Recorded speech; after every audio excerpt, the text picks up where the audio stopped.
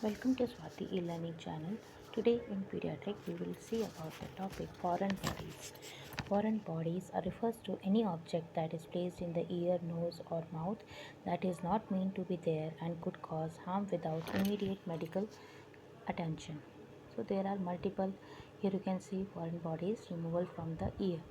Foreign body in airway, that can be a seeds, toy, grapes, pebbles, nuts, buttons, coins, carrots, batteries.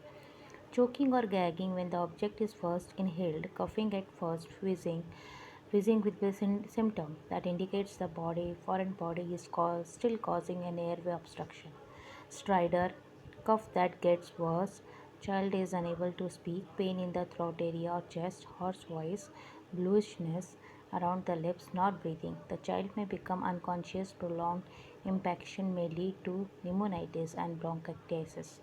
Complication of long-standing foreign body in the respiratory tract may present with the respected pneumonia, lung abscess, atelectasis, and emphysema. The diagnosis we will do for that is chest X-ray, including neck and diaphragm. Usually helps to locate the foreign body, mainly the radiopaque material. Diagnosis come therapeutic.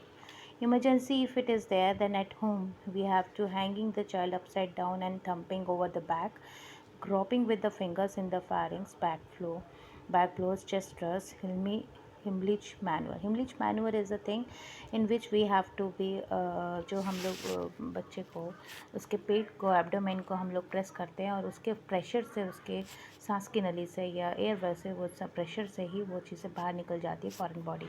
In hospital once the diagnosis is confirmed the child should be given the oxygen therapy, parenteral steroids, antibiotic, chest physiotherapy. Tracheostomy may be needed if there is a large vegetable foreign body and swells up in case of a laryngeal obstruction.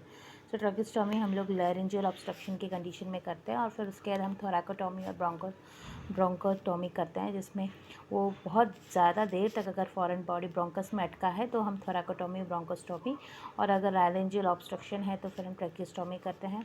But इसमें जो important है हमको foreign body in the इस हिमलिच manoeuvre जो है बहुत ज़्यादा important है जो कि अडल्ट में भी किया जाता है और पीडियाट्रिक में भी किया जाता है.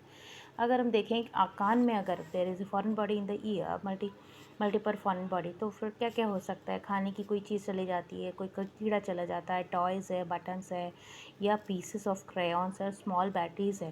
तो हम इसको क्या करेंगे. Should not may cause any symptoms and while other object such as food insects वो कोई सिम्टम नहीं दिखाते. But if there is any कोई अगर ड्रेनेज दिख रहा है, रेडनेस दिख रही है, ईयर में पेन हो रहा है, हियरिंग डिफेक्ट हो रही है तो फिर हमको ऑब्जेक्ट जो है वो ब्लॉकिंग कर रहा है ईयर कैनाल पे.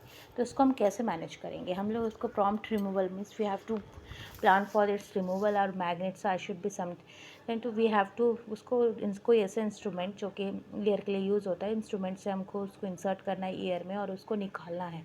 और अगर ज़रूरत पड़े तो हमको ईयर कैनाल भी क्लियर करना पड़ सकता है जो कि हम पानी से कर सकते हैं या फिर तेल से भी कर सकते हैं.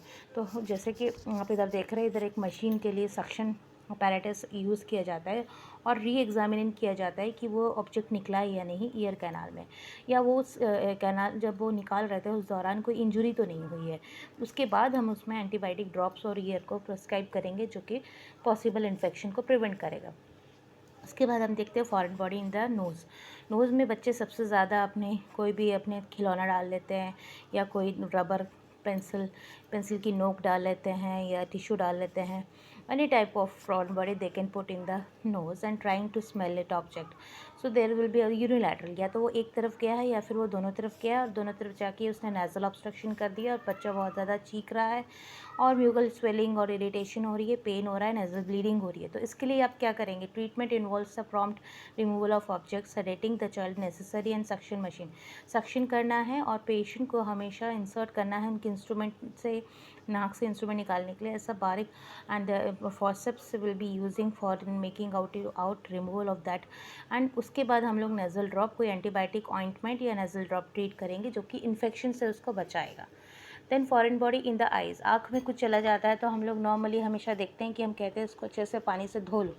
सो फॉरेन बॉडी जो आँख में चली जाती है वो डस्ट हो सकता है, वुड हो सकता है, ग्लास पार्टिकल्स हो सकते हैं, मेटल स्प्लिंटर्स हो सकते हैं।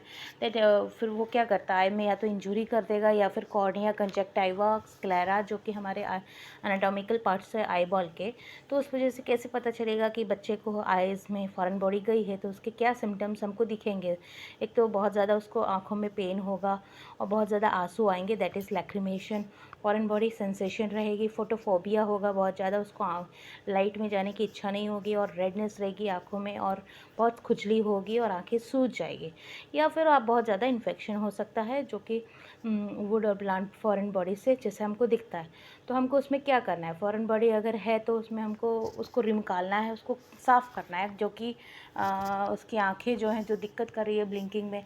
तो आप कैसे करोगे, should be throw by the irrigation. Irrigation का मतलब ये होता है कि किसी भी चीज़ को क्लीन करना किसी भी सॉल्यूशन से, अब वो एंटीबायोटिक हो या फिर वो कोई ऐसा डिटर्जेंट या कोई ऐसे एंटीसेप्टिक हो या फिर कोई ऐसा सॉल्यूशन है या फिर सिर्फ वाटर हो।